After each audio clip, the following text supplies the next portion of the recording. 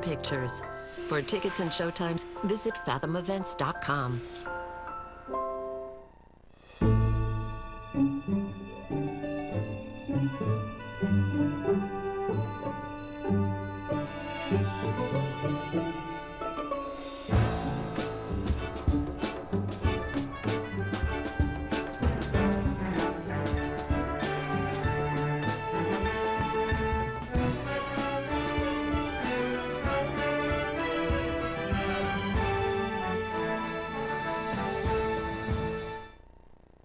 Hi, I'm Robert Osborne. So nice to have you here with us.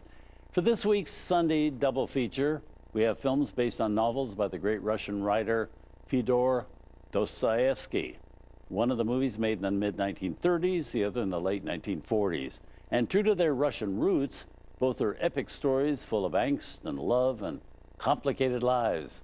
First is an adaptation of Dostoyevsky's most famous novel, Crime and Punishment. This American version, made by Columbia Pictures in 1935, the same year the French also made a very ambitious version of the same story. And to the surprise of almost everyone, many prefer this American version to the French one. A surprise, since most often the French and Italians and Russians were much better than Hollywood when it came to turning famous European books into movies. This is a story about murder and guilt, arrogance and conscience, foolhardiness and vanity, all mixed up with a game of cat and mouse, as a murderer tries to escape having to pay for a crime that he's committed. One of the great assets of our film is the fact it was directed by Joseph von Sternberg. He did this movie as part of a two-picture deal with Columbia Pictures after directing a string of really striking films at Paramount Studios, which starred his famous muse, Marlene Dietrich. Von Sternberg had just finished his 8th and last film with Marlene when he began work on this one.